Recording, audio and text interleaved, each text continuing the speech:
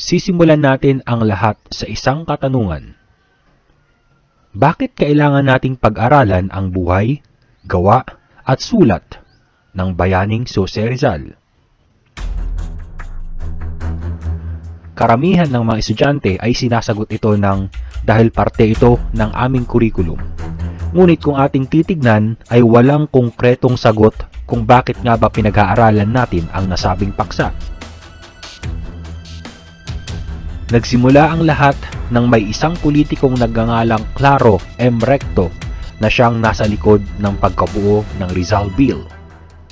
Ang Rizal Bill ay naging kontrobersyal tulad ni Jose Rizal mismo. Ang sapilitan na pagtuturo sa paaralan ng paksang Jose Rizal's Life, Works and Writings sa Pilipinas ay ang simula ng panukalang batas na ito na kalaunan ay naging batas noong 1956. Ang nasabing batas ay ang dahilan ng pag-uutos sa mga institusyong pang-edukasyon sa bansa na mag-alok ng kurso sa buhay, mga gawa at pagsusulat ng bayaning Jose Rizal. Lalo na ang pag-aaral sa kanyang dalawang nobela na Noli Me Tangere at El Filibusterismo. Ang paglipat mula sa bill patulo sa pagiging isang Republic Act ay hindi madali dahil ang panukalang batas ay sinalubong ng matinding pagsalungat, partikular na ng simbahang Katoliko.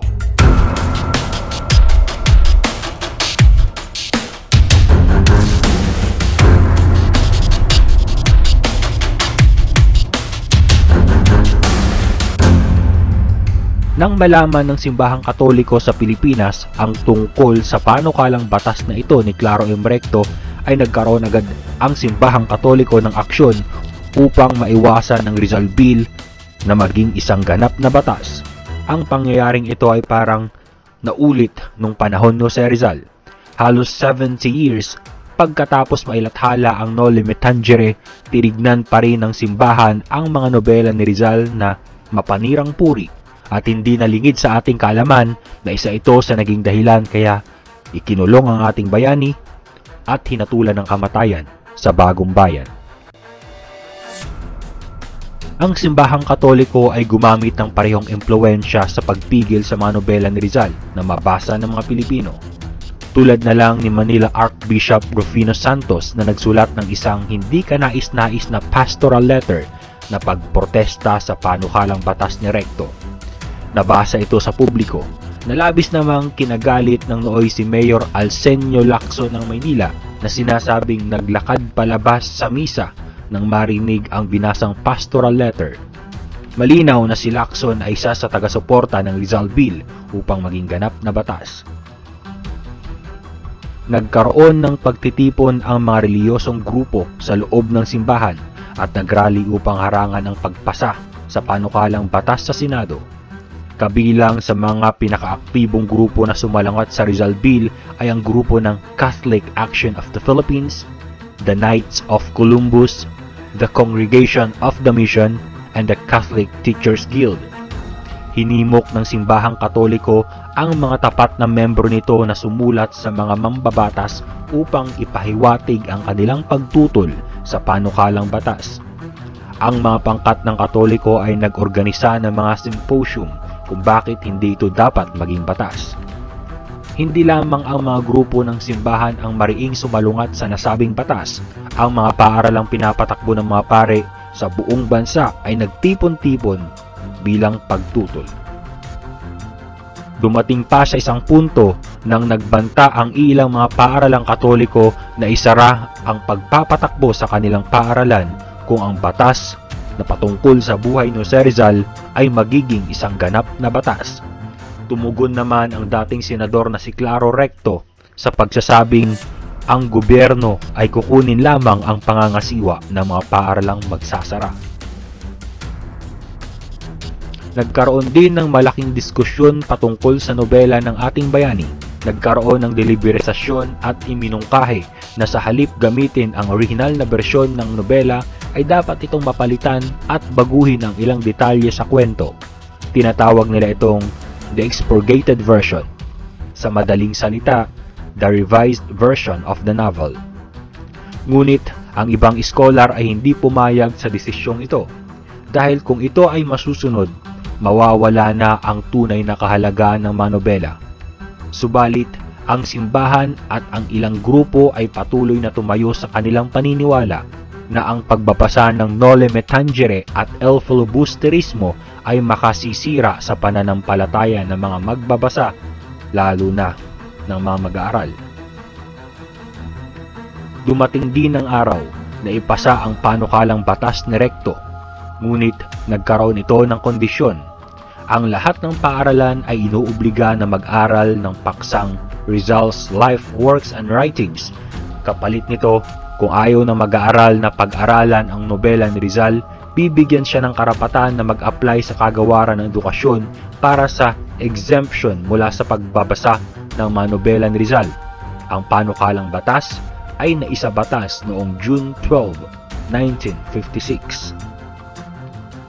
Ang mga paghihirap ni Claro Recto ay nasuklian din sa wakas. Tuluyang naging batas ang Rizal Bill at tinawag na Republic Act 1425 na kilala bilang Rizal Law. Ang buong pangalan ng batas ay An Act to include in the curricula of all public and private schools, colleges, and universities courses on the life, works, and writings of Jose Rizal, particularly his novels Noli Me Tangere and El Filibusterismo, authorizing the printing and distribution thereof and for other purposes. Ang unang seksyon ng batas ay patungkol sa pag-uutos ng mga mag-aaral na basahin ang mga nobela ni Rizal. Ang huling dalawang seksyon ay nasasangkot sa paggawa ng mga akda ni Rizal na magkaroon ng access ang publiko sa buhay, gawa at sulat ng ating bayani.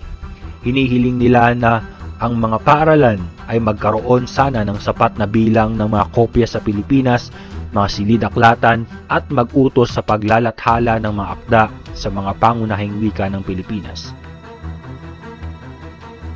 Ngunit kung ating susuriin, ang batas na ito ay walang pangil sa pagpapatupad.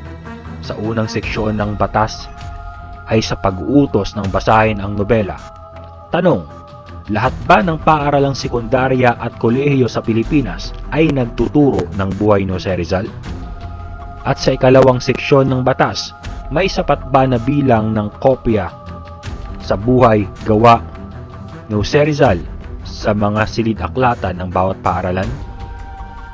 Ngayon, masasabi nyo bang lubusang na ipatupad at maayos na nasunod ang Republic Act 1425? Maliban kay Claro M. Recto, si Jose P. Laurel, noon ay senador na naging co-writer din ng batas, ay nagpaliwanag at sumuporta sa Republic Act 1425 dahil si Jose Rizal ang nagtatag ng nasyonalismo at may malaking naitulong sa kasulukuyang kalagayan ng bansa. Nararapat lamang na malaman ng mga Pilipino, lalo na ang mga kabataan, na alamin ang mga magagandang ideolohiya na iniwan ng nasabing bayani. Alinsunod dito, nilalayo ng Rizal Law na magawa ang mga sumusunod na layunin. To rededicate the lives of youth to the ideals of freedom and nationalism for which our heroes lived and died. To pay tribute to our national hero for devoting his life and works in shaping the Filipino character. And to gain an inspiring sort of patriotism through the study of Rizal's life, works, and writings. Sa ngayon, wala pang naitala na mag-aaral na opisyal na nag-apply para sa exemption mula sa pagbabasa ng mga nobela ni Rizal. Ang dating Pangulong Fidel Valdez Ramos noong 1994 sa pamamagitan ng Memorandum Order No. 247 ay inatasan ang Secretary of Education, Culture, and Sports at Commission on Higher Education na ganap na ipatupad ang Republic Act 1425 dahil may mga ulat na ang batas ay hindi pa rin ganap na napapatupad sa mga paaralan. May mangilan-ngilang pa ring paaralan ang patuloy na tumatakbo ngunit walang Rizal subject sa kanilang kurikulum. Kaya noong 1995, nagpatupad ng tinatawag na CHED Memorandum No. 3 na kung saan ay hinihikayat ang mga paaralan sa pagturo ng buhay ni Rizal sa mga mag-aaral, alinsunod sa Memorandum Order No. 247.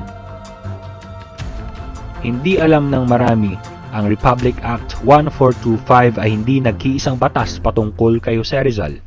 Ang batas na tinatawag na Republic Act 229, isang batas na nagbabawal sa sabong, karera ng kabayo, at hay-alay sa ika-30 araw ng Disyembre ng bawat taon, at upang lumikha ng isang komite para pangasiwaan ang tamang pagdiriwang ng Rizal Day sa bawat munisipalidad.